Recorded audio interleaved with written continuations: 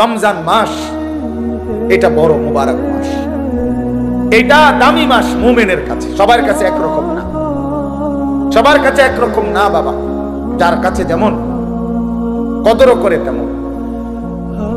আমার একজন উস্তাদ আছেন হযরত মাওলানা মুফতি মুস্তফা মাহমুদি, কুমিল্লা বাগমারা লালমাই এলাকার অনেক বড় আল্লাহওয়ালা হুজুর, আমার উস্তাদ। এই হুজুরে আমরা ছাত্র জীবনে দেখতাম, হুজুরে কইতো আল্লাহ কেমন, যার মনে যেমন, যার মনে যে দিলে দিলে যেমন ভাবে আল্লাহ তাআলা তার আচরণও তার সাথে করে। আনা ইনদা যান্নি আবদি বি, আল্লাহ নিজে বলেন হাদিসে কুদসিতে, আমি আমার বান্দার ধারণা অনুপাতেই তার সাথে আচরণ করি। আমার বান্দা আগেই কয়, আগেই বলে না সুদে না লইলে, কিস্তি না লইলে। আমার বান্দা নিজেই বলে না কেমনে সংসার চলবো। আল্লাহ বলে আমিও তারে এমনই বানায় রাখি, কারণ তুই তো আমার উপরে কোনো আস্থাই রাখো নাই। তুমি আস্থা রাখছো সুদের উপরে, কিস্তির উপরে, তো তুমি যেমন আমার আচরণ হতে,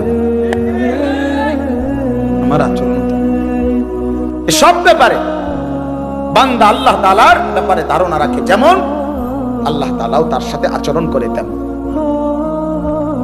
তো এই জন্য বললাম মাহে রমজান আমাদের জীবনের সর্বশ্রেষ্ঠ মুমিনের কাছে গুরুত্বপূর্ণ মাস।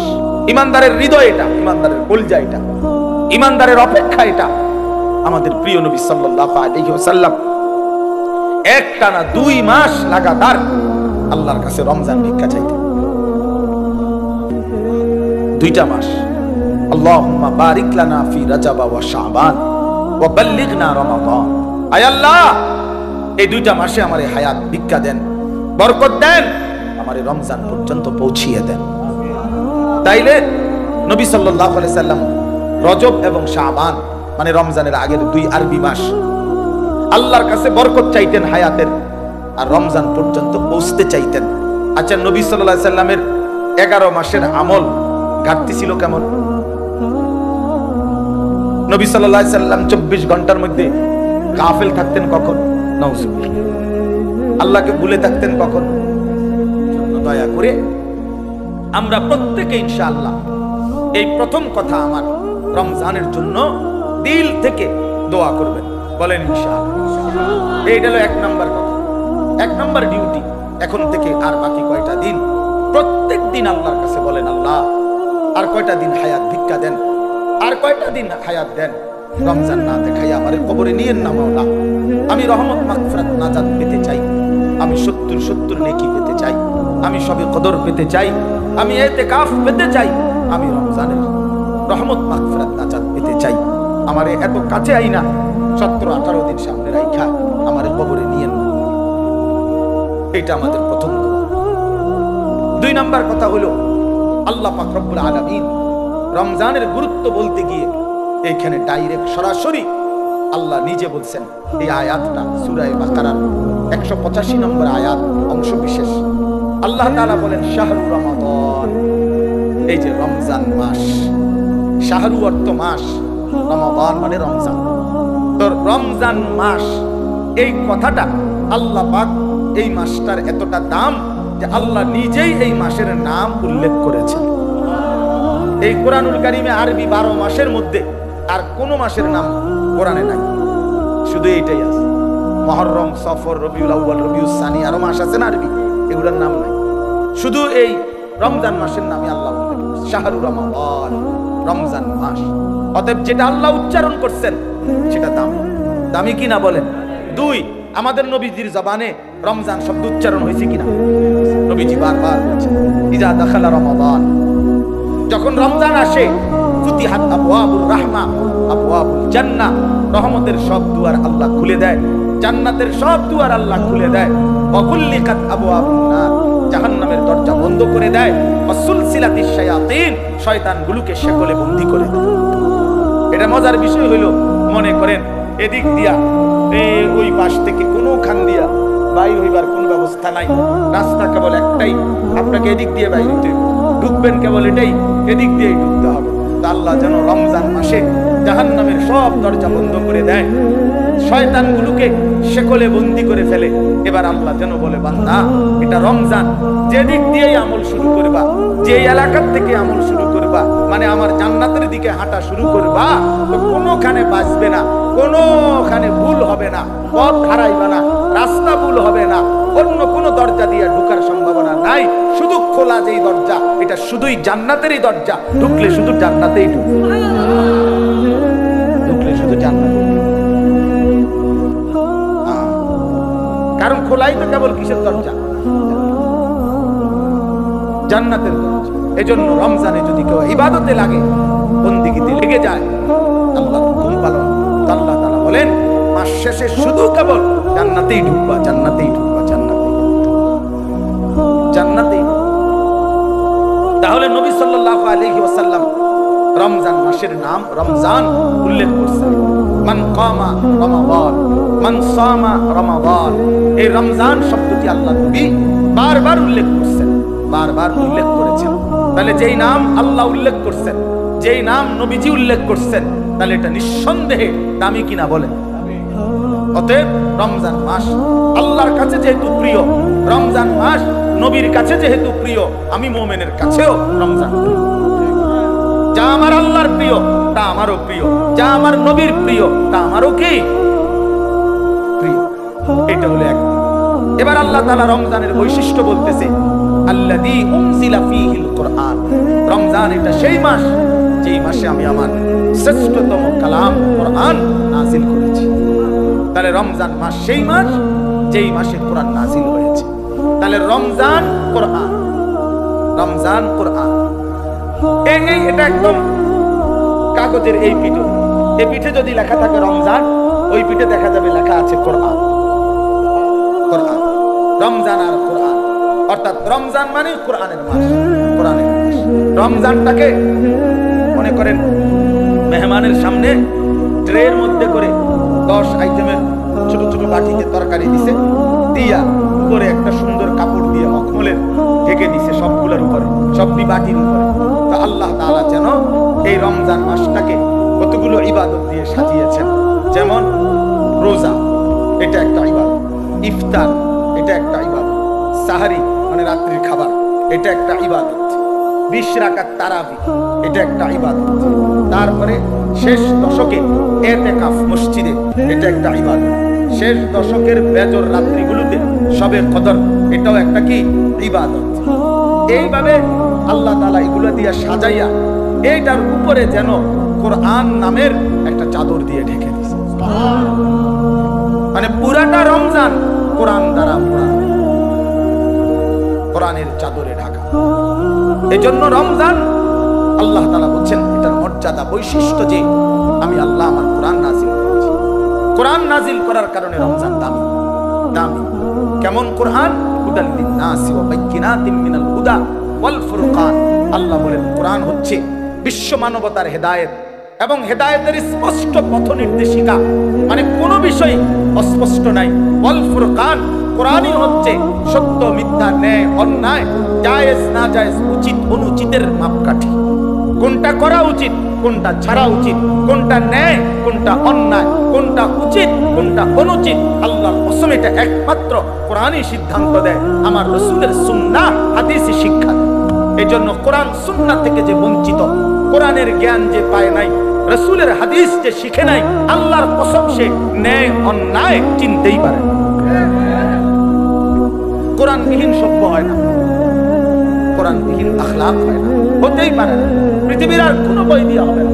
হালাল হারাম বুঝবে না, বড় তো উচ্চ শিক্ষিত, কথা তো বলে শুদ্ধ, রেজাল্টও খুব ভালো, শব্দ উচ্চারণ চমৎকার, কিন্তু আজকে 5 বছর একটা মেয়ের সাথে সম্পর্ক, হাঁটে চলে মেয়ের সাথে, এটা যে হারাম এইটাও তার আন্দাজের মধ্যেই নাই। কারণ কোরআনের জ্ঞান না থাকার কারণে, কোরআন না থাকার কারণে হালাল হারামের পার্থক্য বুঝার অন্য কোনো জ্ঞান তার কাছে নাই। এজন্য কোরআনই একমাত্র মানুষকে ন্যায় অন্যায় শেখায়।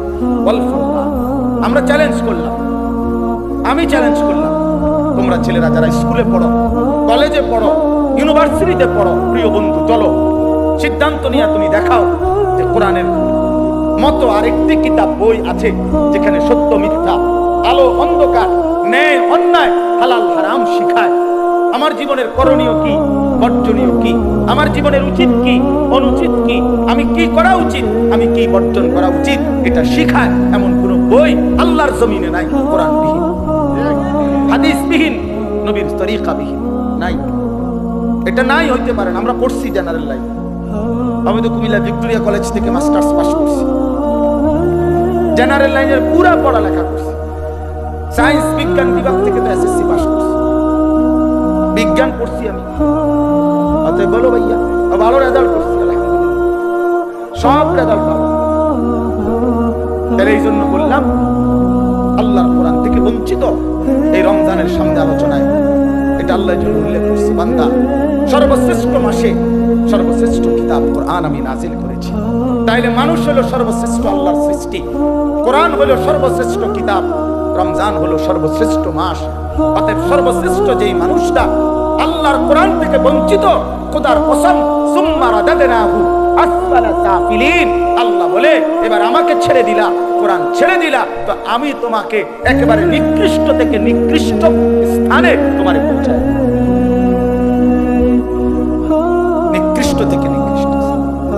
এই জন্য দয়া করে আজকে আমি একটা কথাই শেষে বলতে চাই, অনেক কিছু বলা দরকার, কিন্তু একটা প্রসঙ্গ শুধু বলতে চাই যে রমজান আমাদের সামনে।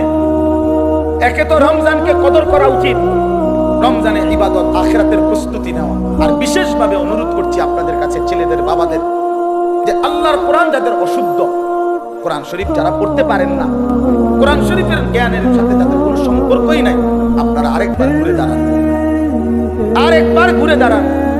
কোরআনের মাসে কোরআনকে ইজ্জত করেন, তাহলে আল্লাহ বরকত দিবেন। যার কোরআন, আপনার বয়স 90 বছর হোক আর 9 বছর হোক, ছেলেরা বাবা তোমরাও, পর্দার আড়ালের মা বোনরাও, বয়স্ক বাবারাও, আমরা প্রত্যেকেই রমজান আমাদের সামনে, সবাই সবার সুবিধা মতো ইমাম সাহেবের কাছে, কোন আলেমে দ্বীনের কাছে, কারো না কারো কাছে আল্লাহর কোরআন শিখেন, কোরআন শরীফ সহি শুদ্ধ করেন। এটা উচিত, এটা ইনসাফ বাবা, এটা ইনসাফ। কোরআনের জ্ঞান যার মধ্যে নাই, 60 বছর 30 বছরে যে আল্লাহর কোরআন দেখে দেখেও পড়তে পারে না, আহা বন্ধু, তার আফসোস ছাড়া জীবনটা আর কিছুই হইতে পারে না, আর কিছুই হইতে। আল্লাহ তাআলা বলছেন হুদাল্লিন নাস, কোরআন মানুষের হেদায়েত, ওয়া বাইয়িনাতিন মিনাল হুদা, হেদায়েতের স্পষ্ট বাণী, আল ফুরকান, সত্য মিথ্যা, ন্যায় অন্যায়, হালাল হারামের পার্থক্যকারী বিহীন আলো মিলেন।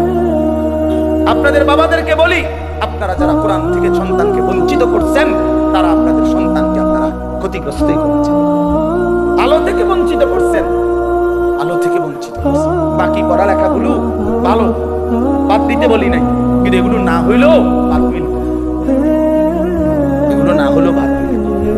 দুনিয়া এমনিই মিলে যায়। কত মূর্খ বকলম নাম দস্তখত করতে জানে না, টিপসই দেয়, টিপসই। এমন মানুষ হাজার হাজার কোটি কোটি টাকার মালিক এমন নাই?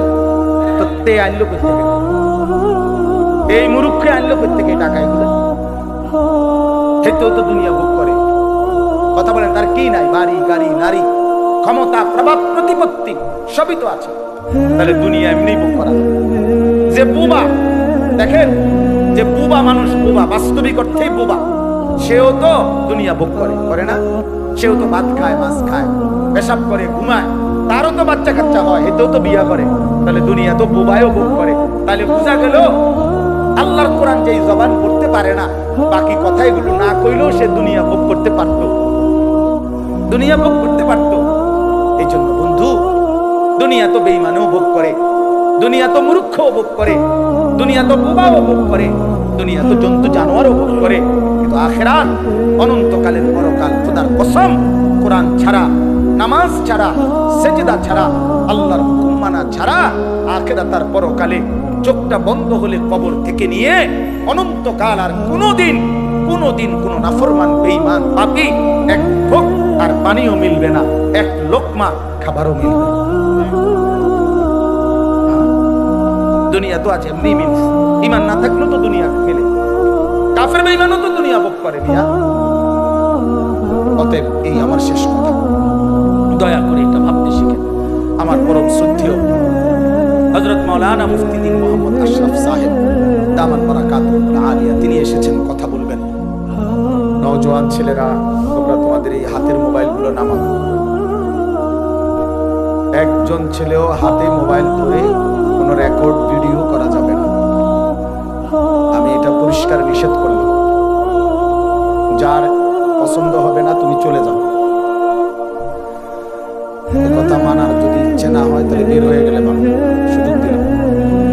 আর নাই তো আমি কিন্তু উঠাই দেব।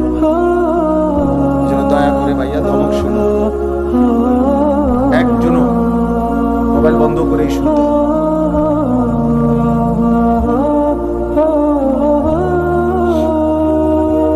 কারণ হলো নিজের মনোযোগ দরকার। শুধু শুধু মোবাইল এটা ধরে রাখা যাবে, উপরে নিচে ডানে বামে সবাইকে নিষেধ করে। যার অসুবিধা হয় আপনি চলে গেলেন, আমার কোনো আপত্তি নেই। সারাক্ষণ মোবাইল নিয়ে ব্যস্ত থাকা উচিত না।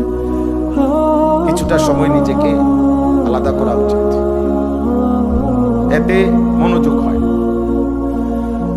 আন্তরিকতা বাড়ে, আল্লাহর কথার প্রতি দিল জমে, মনোযোগ সৃষ্টি হয়, অনুভূতি জাগে, বিবেক জাগে, আস্তে আস্তে নিজের পরিবর্তন নসিব।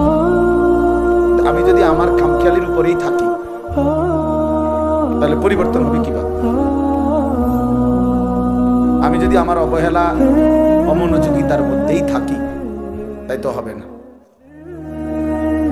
একটা চক বালতি গ্লাস এটা যদি উল্টা করে রাখে তো এইবারে এটার উপরে আটলান্টিক মহাসাগরের সবগুলো পানি দিলেও তো এটা পড়বে না, কারণ এটা তো উল্টো।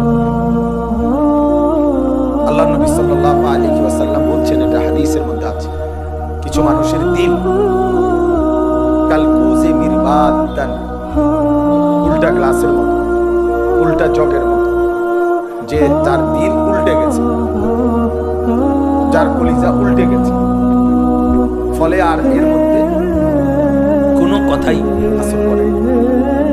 আল্লাহর কথা, কোরআনের কথা, নবী সাল্লাল্লাহু আলাইহি ওয়াসাল্লামের কথা কোনো প্রভাব ফেলে না, কোনো অনুভূতিই জাগে না। কারণ আসলে জাগবে কোথায়? দিল তো উল্টে গেছে।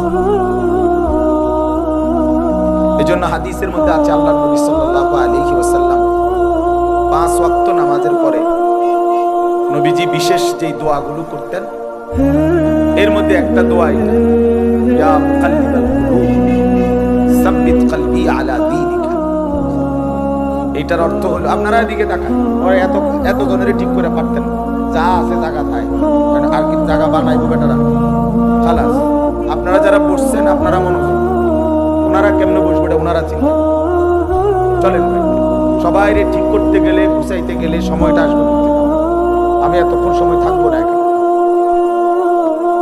এই জন্য আপনারা মনোযোগ। ওই ভাইরা ইন্তজামওয়ালারা আছে, স্বেচ্ছাসেবক আছে, ওরা ফিকির করবে কি করতে পারে না, হয়তো আগামী বছর শুনবো, এরা এবছর যাই ঘুমাই যাবে, কি করে।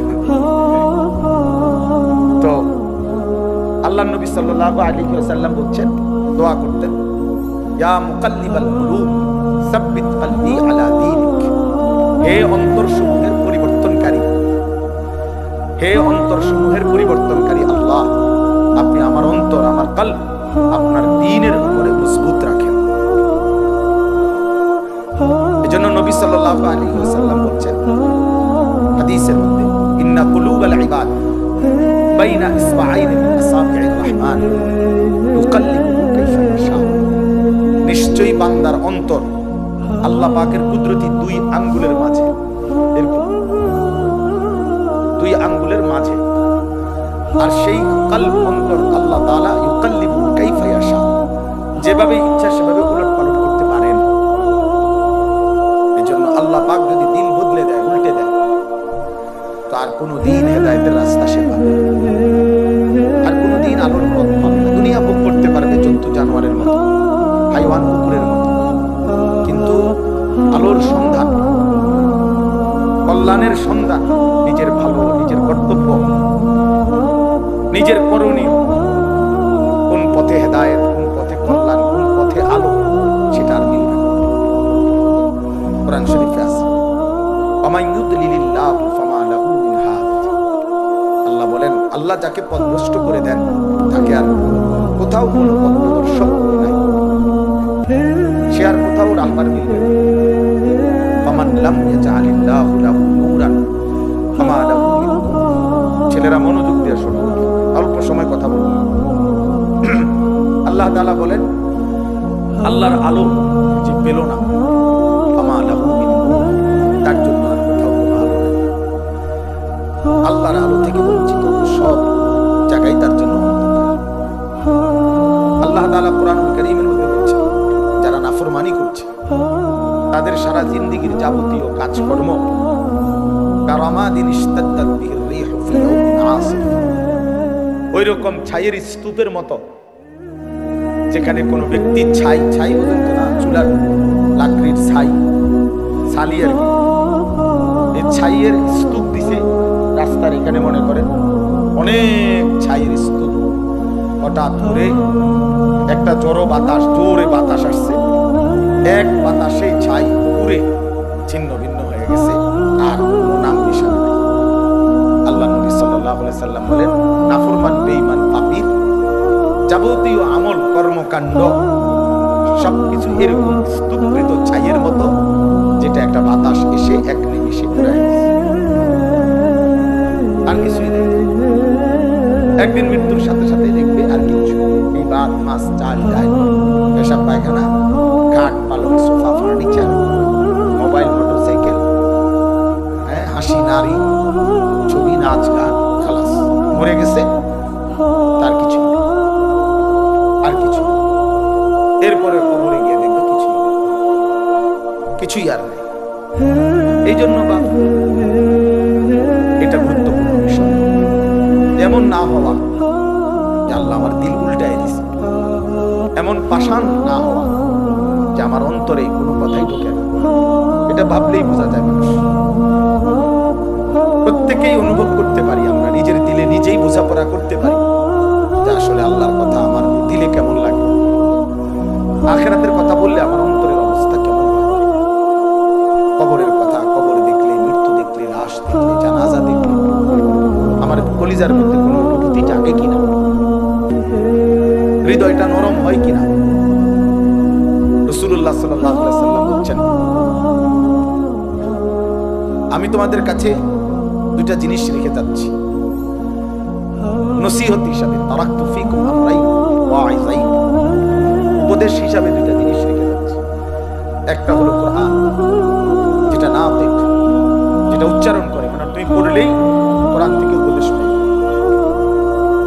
আরেকটা হলো নবীজি বলছেন আমি আরেকটি উপদেশ তোমাদের জন্য রেখে যাচ্ছি, যেটা কোনো আওয়াজ করে না, নিশ্চুপ, এটা তোমাদেরকে উপদেশ দেয়। সেটা কি? আল মাউত, মৃত্যু। প্রতিটা মৃত্যু তোমাকে নসিহত করে যে এর পরের জানাজা আমার, এর পরের এলান হয়তো আমার, এর পরের ঘোষণা আমার। এই জন্য মৃত্যু একটা নসিহত। কাফা বিল মাউতি ওয়াইজান, নবী সাল্লাল্লাহু আলাইহি সাল্লাম বলেন ওয়াজ নসিহতের জন্য, উপদেশের জন্য মৃত্যুর স্মরণ এটাই যথেষ্ট। মৌতের কথা কিছুক্ষণ ভাবা, কোন লাশ, কোন জানাজা, কোন কবরস্থানে দাঁড়িয়ে একটু ফিকির করা, এটাই যথেষ্ট ওয়াজ হিসেবে। এটাই বড় ওয়াজ, এটাই বড় নসিহত, এটাই বড় উপদেশ। এজন্য হযরত ওমর রাদিয়াল্লাহু তাআলা আনহু 10.5 বছর মুসলমানদের খলিফা ছিলেন, বাদশা ছিলেন। উনি একজন লোক, এই ছেলে ঘটনা কি দোস্ত, পেটকাও কেন, ফাজলামি করলে চলে যাও, আর দুজন মানুষের জায়গা দাও, বেচারা কষ্ট করে দাঁড়ায় দিছে। কি ভাবছো দোস্ত, খামখেয়ালির জায়গা চেনো না, আমারে কোনো সময় দেখছো না, দুষ্টামি করো না, রসিকতা আমি পছন্দ করি না, তোমার আমি দেখ দিয়ে দিছি যে তুমি চলে যাও, কোনো অসুবিধা কেন, আমি বাস্তবিক অর্থ শ্রোতা করি না, সবাই জানে। আজকে 22 বছর 21 বছরের জীবনে আমি কম হোক বেশি হোক আমার এতে কোনো আপত্তি আসলেই না, আমি এটা কোনো বিষয় করি না। জনপ্রিয় অজনপ্রিয় এটি কোনো কথা না,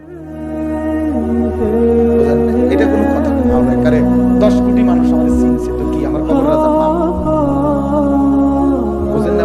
তো তার কি আরে চিনলেই কি আর না চিনলেই কি, আমার আল্লাহ আমারে মাফ করবে কিনা এটা হলো আমার চিন্তা। আপনি একারে সারা বাংলাদেশ আমার মাথা তালকি দিয়ে রইলে কি তারপরে কি আমি কি হবে? তাইলে এটা কোনো কথা না, এটা কোনো বিষয়, এটা কোনো মূল বিষয়। লোক হইছে লোক হয় নাই এইটা কোনো আলোচ্য বিষয়। কথা বলতে পারা এটাই সৌভাগ্য, শুনতে পারা এটাই সৌভাগ্য, আয়োজন করতে পারা এটাই সৌভাগ্য। কয়জনের জন্য কয়জনে শুনছি, কয়জনের বলছি, এত কিছু আল্লাহর কথা বলতে থাকা। যেখানে সুযোগ হয়, যতক্ষণ সুযোগ হয়, উপরে নিচে এখানে সেখানে দুয়ারে দুয়ারে বলতে থাকা। আল্লাহর পথে যত ব্যথা, যত বেদনা, যত দুঃখ, যত অপমান, যত লাঞ্ছনা সব শুয়ে যাও।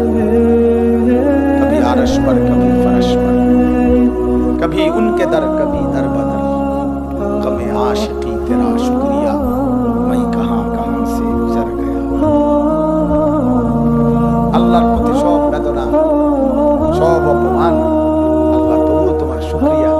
আমার কথা বলতে গিয়েই বেজ্জতি হয়েছে, অসুবিধা কি? গমে আশিকি তেরা শুকরিয়া, मैं कहां कहां से गुजर गया। আমি কই থেকে কই ছুটে গেলাম, তোমার জন্যই ছুটলাম,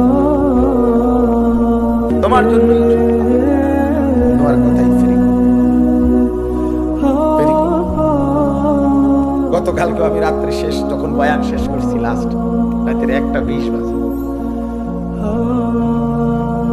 শুরু হয়েছে জোরে করতে। কোথায় গেছি, কতক্ষণ করছি, কিচ্ছু আমার হিসাব কিতাব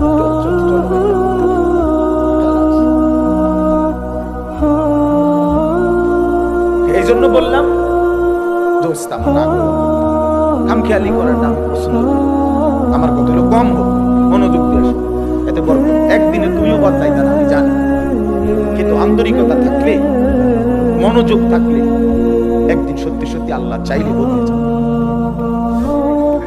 100 খুনের আসামি আল্লাহর ওলি হয়েছে, বেশ্যা পতিতা নারী সেও আল্লাহর ওলি হয়েছে, তুমি হইতা না।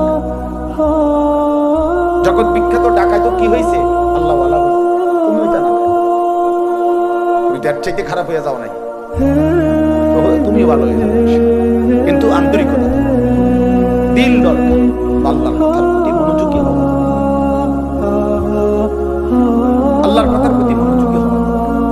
এই জন্য আমি এটা একটু শক্ত, আমার কথা হলো শতভাগ মনোযোগ দিই। যে আমি এই জন্য মোবাইলের কথা, অর্থাৎ মোবাইল ধরে রাখলে না হাতে সারাক্ষণ নজর দেয়, মানে একটু পর পর এটা মনে পড়ে, এটা দৌড়ের নিয়ে একবার ছোট করে, একবার বড় করে, একবার একটু চাপ দেয়, একটু নিচে দেয়, মানে দেখবেন মানে বেচারার টেনশনটা কাজ করে কি। তো এটারে তো তুমি অনেক কিছু করলা, তোমার নিজের কলিজার মধ্যে কি ঢুকছে, এটা মোবাইলের একবারে ছবিটা সুন্দর উঠছে, আওয়াজটা ক্লিয়ার উঠছে, সব ঠিক আছে, তো এটা দিয়ে কি লাভ হলো? আমি সুন্দর হলাম কিনা, আমি কিছু বুঝলাম কিনা, আমার ভিতরে একটা আফসোস আসছে কিনা, আমার হৃদয়ের মধ্যে একটু ফিকির অনুভূতি যাচ্ছে কিনা, যে হায় আমি কি করছি, আমার কি করা উচিত ছিল, আমি কে, আমি আসলাম করতে, কে আমাকে বানাইল, কে আমাকে বানাইল। ওই মৌলানা সাহেব, মৌলানা বলতেছিল যে আল্লাহ জানতে চাইবে বান্দা আমি কি একটাবারও আমার ডাক শুনতে পাই নাই, কেমনে পারলা? সারাদিনে কতজনরে ডাক দিলা, তুমি কি পারলা না একটাবার আমারে ডাক দিতে?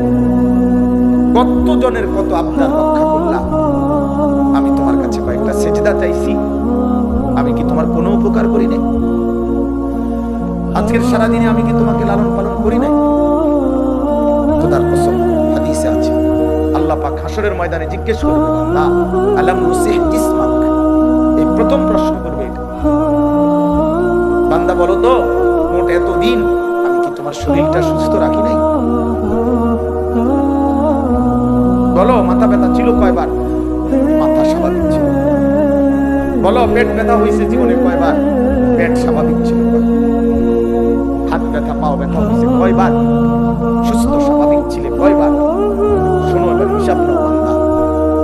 এই হিসাবের আলোকে বলো, ওয়ানুরবিকা মিনাল মা, প্রতিবার তৃষ্ণার্ত অবস্থায় আমি কি তোমাকে পানি পান করাই নাই? আল্লাহ পাক জিজ্ঞেস করে। এই হাসরের ময়দানে হাদিসে আছে, সর্বপ্রথম আল্লাহ পাক বান্দাকে প্রথম প্রশ্ন কি করবে? এইটা, এই দুইটা কথা জিজ্ঞাসা করবে, তারপরে কথা আলোচনা। আগে এই প্রথম বলবে, বলো তো আমি কি মোট এতদিন এত ঘন্টা তোমাকে সুস্থ রাখি নাই? আমি কি তোমাকে তৃষ্ণার্ত অবস্থায় প্রতিবার পানি পান করাই নাই? একবারও মনে পড়লো না? এমন তৃষ্ণার মুহূর্তে যদি এক গ্লাস পানি না পাইতাম কি হইতো? অথচ সেই পানি পান করে একটা বার আলহামদুলিল্লাহ বলতে হয়, এটাও তো বললাম, এটাও তো কোনোদিন শিখলা না যে আল্লাহর দেওয়া রিজিক, আল্লাহর দেওয়া পানীয় ভোগ করার পরে আলহামদুলিল্লাহ বলতে হয়। বহু নাফরমান তো এটাও জানে, এটাও তো জানে।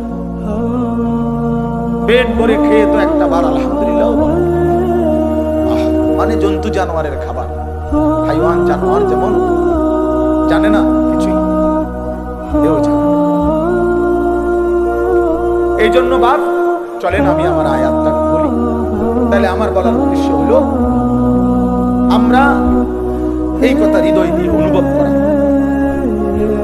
আমাদের আখিরাত আছে, আমাদের পরকাল আছে, আমাদের মৃত্যু পরবর্তী একটা জিন্দেগি আছে, এটা নিশ্চিত, এটা সত্য, শতভাগ সত্য। কবর, হাসর, মিজান, ফুলসিরাত, জান্নাত, জাহান্নাম, এটা সত্য বাপ। যদি মিথ্যা হইতো 1450 বছরে গবেষণা কইরা বিভিন্ন দার্শনিক পণ্ডিতরা অনেক তথ্য বের করতো যে এই এই আলোকে এটা প্রমাণিত হলো যে এটা মিথ্যা। কিন্তু কোনো কাফের বেঈমানও আজ পর্যন্ত পরকালের কোনো বিষয়কে মিথ্যা প্রমাণিত করতে পারে নাই।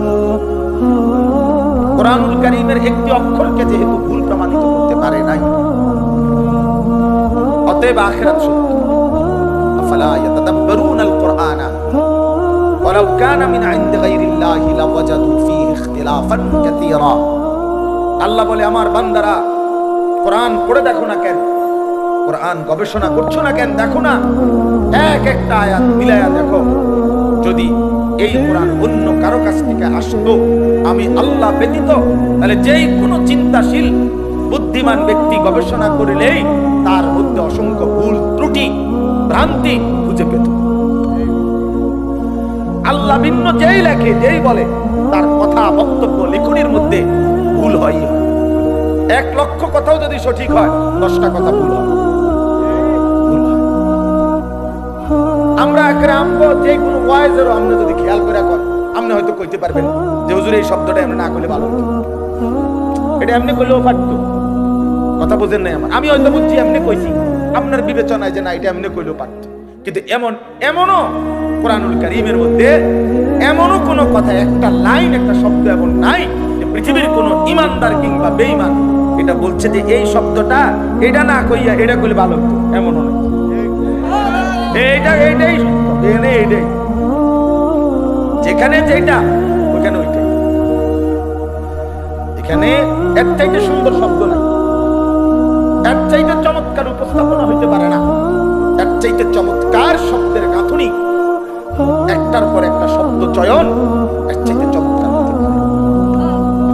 সকল গুণে, সকল বিবেচনায়, সর্বগুণে কোরআন শ্রেষ্ঠ। যত ভাবে, যত ঢঙ্গে, যত রঙ্গে দেখুক না কোরআন, কোরআনই শ্রেষ্ঠ। আল্লাহ বলছেন কেন? কারণ এটা আমি আল্লাহর পক্ষ থেকে আসছি। আর আমি সেই মালিক, ইয়ালামু মা বাইনা আইদিহিম ওয়া মা খালফাহুম।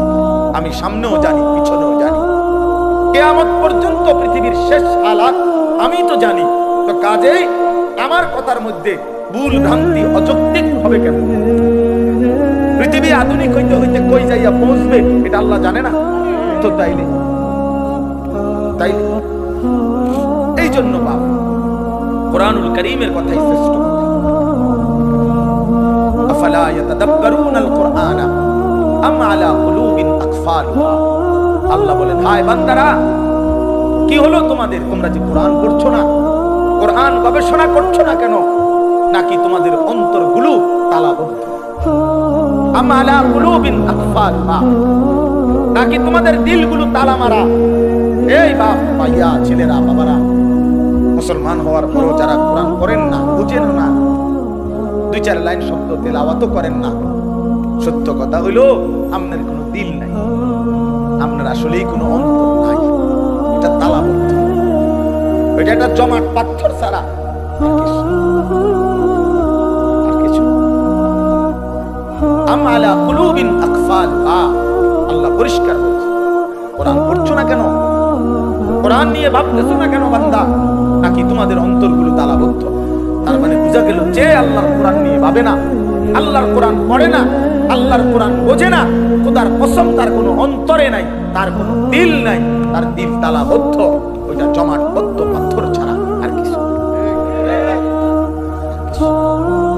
দুনিয়া ভোগ করে তো দুনিয়া তো আতফাল দিয়ে না ভোগ করে, চোখ নাক কান দিয়ে, দিল কোনো কাজ করে না। এই জন্য আমরা কোরআনুল কারীমের দিকে ফিরা, আমাদের আখিরাতের দিকে ফিরা দরকার, আমাদের বিবেককে কাজে লাগানো দরকার। আমরা এটা ইনসাফের সাথে ভাবা উচিত। প্রিয় ভাই আমার, বন্ধু আমার, ছেলেরা আমার, বাবারা আমার, বাস্তবিক অর্থে আমাদের সবকিছু সুন্দর ছিল, আমরা সব সুন্দর, সব শ্রেষ্ঠ রেখে একেবারে এই অসুন্দর, অযৌক্তিক, ফালতুর পিছনে আমরা জীবনটা শেষ করে দিচ্ছি। আমাদের আল্লাহ সর্বশ্রেষ্ঠ, আমাদের নবী মুহাম্মদ সাল্লাল্লাহু আলাইহি সাল্লাম সর্বশ্রেষ্ঠ, আমাদের কিতাব কোরআন সর্বশ্রেষ্ঠ, আমাদের ধর্ম ইসলাম সর্বশ্রেষ্ঠ, আমাদের সবটাই শ্রেষ্ঠ ছিল। কিন্তু আমরা সর্বশ্রেষ্ঠ নিয়ামত ছেড়ে একেবারে ফালতু ফালতু কতগুলা বইপত্র, কাগজ কলম, পৃথিবীর কিছু মানুষের বিকৃত কিছু চিন্তা চেতনা, এর পিছনেই আমরা জিন্দেগি শেষ করেছি। ছেলেটা সকাল থেকে রাত পর্যন্ত ছুটছে, কি করে বাবা, কেন হাসো, কেন কাঁদো, কি চুল রাখলা, কি জামা পরলা, সারাদিনে মোবাইল টিপা, কি পাইলা, এত নারী, এত ছবি, এত দৃশ্য, এত উলঙ্গপনায় শেষ পর্যন্ত রাত শেষে অর্জন কি বাবা? জিজ্ঞাসা করে দেখেন না, বলবে কোন অর্জন? শরীরটা নাপাক হয়েছে, নারী দেখতে দেখতে, ছবি দেখতে দেখতে, হ্যাঁ, লজ্জাস্থানের শক্তিটা নষ্ট হয়েছে, হাতটাকে নাপাক জায়গায় ব্যবহার করছে, কোমরের শক্তি কমে যাচ্ছে, যৌবনের সক্ষমতা নষ্ট হয়ে যাইতেছে, শরীরটা ধীরে ধীরে অচল, পঙ্গু, অপদার্থ হয়ে যাচ্ছে, আখিরাতটা জাহান্নামের আগুন চলছে। এই অর্জন, চরিত্রহীনতার অর্জন কি? অশ্লীলতার অর্জন কি? অসভ্যতার অর্জন কি?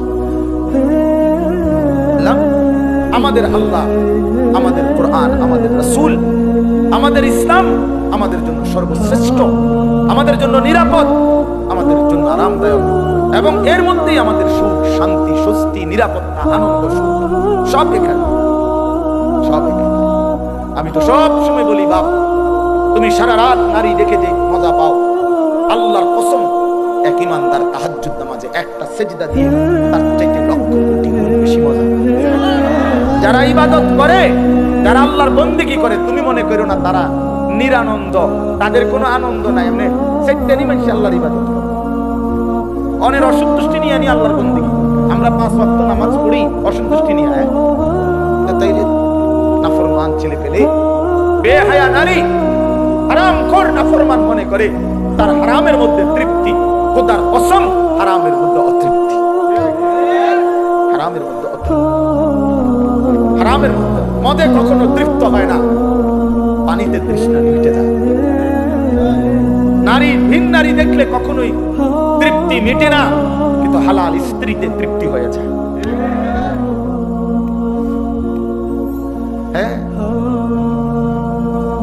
এই জন্য গুনাহ তৃপ্তি দেয়, হারাম তৃপ্তি দেয় না। আল্লাহ তাআলা যেটা হারাম করছেন সেটা তো বুঝে শুনেই করছেন। এটার মধ্যে যদি বান্দার কল্যাণই থাকতো, তিনি হারাম করলেন কেন? কথা বোঝেন নাই তো? কোরআন কারীমের মধ্যে আছে, আসা আন তুহিব্বু শাইআন ওয়া হুয়া শাররুল লাকুম।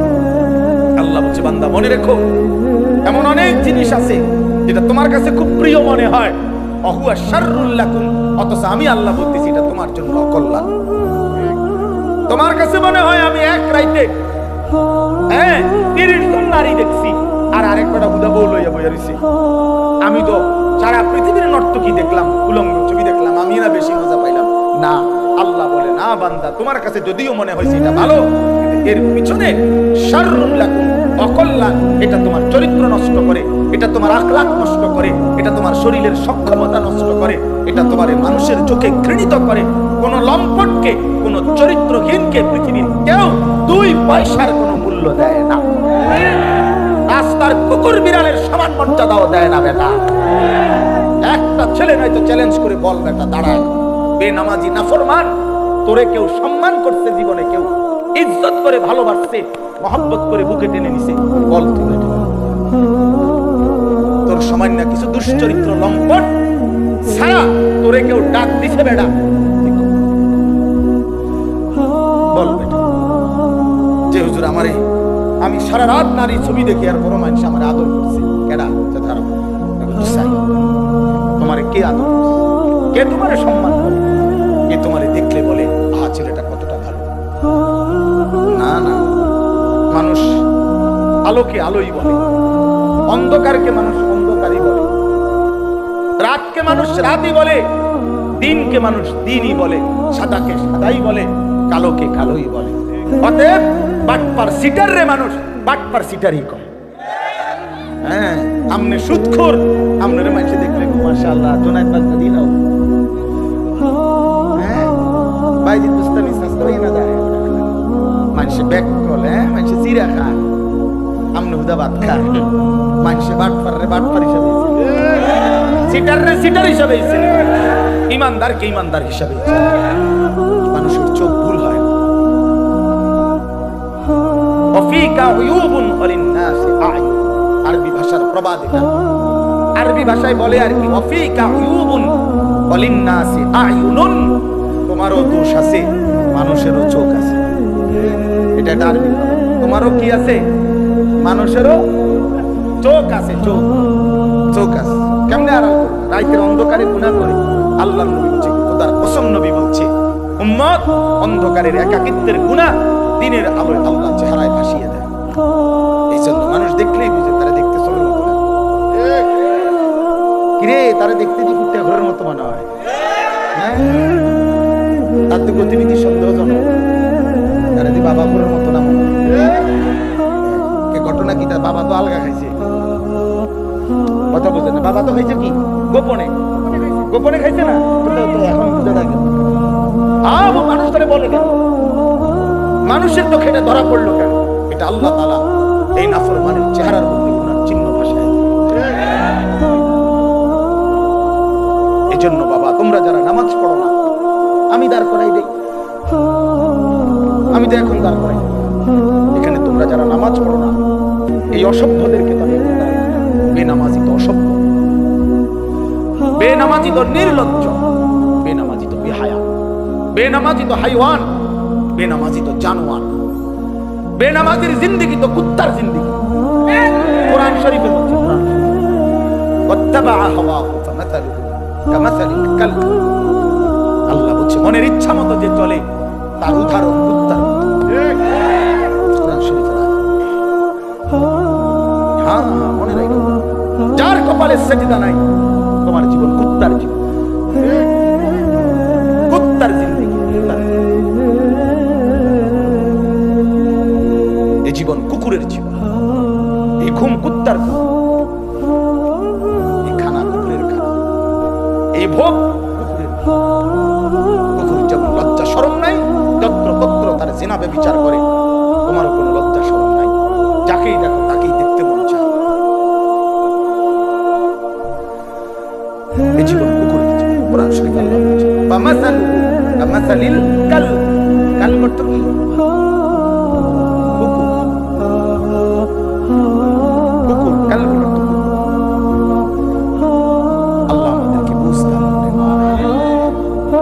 আমি যে আয়াতটা পড়ছি, মাহে রমজান, আমাদের সামনে রমজান আর মাত্র 18-19 দিন, 10 তারিখ আজকে চলে গেছে। তাহলে 1 মার্চ যদি রমজান হয়, 18 দিন দ্বিতীয় মার্চ যদি রমজান হয় 19 দিন, এই 18 থেকে 19 দিন আমাদের সামনে আর বাকি মাহে রমজান।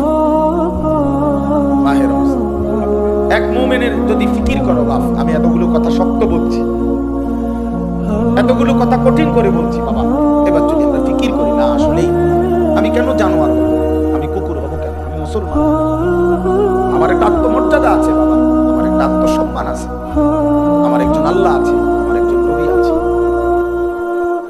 আমার একটা মা আছে, আমার একজন বাবা আছে, আমি মারে কেন বেইজ্জতি করব, বাবারে কেন অপমান করব, আল্লাহকে কেন অবহেলা করব? এতটুকু যদি ভাবনা হয়, নিজেদের জীবন যদি ইমানের জীবন, মুসলমানের জীবন আমার মনে পড়ে, তো সেই জীবন গড়ে তোলার, সাজিয়ে তোলার সর্বশ্রেষ্ঠ মৌসুম, সিজন মাহে রমজান।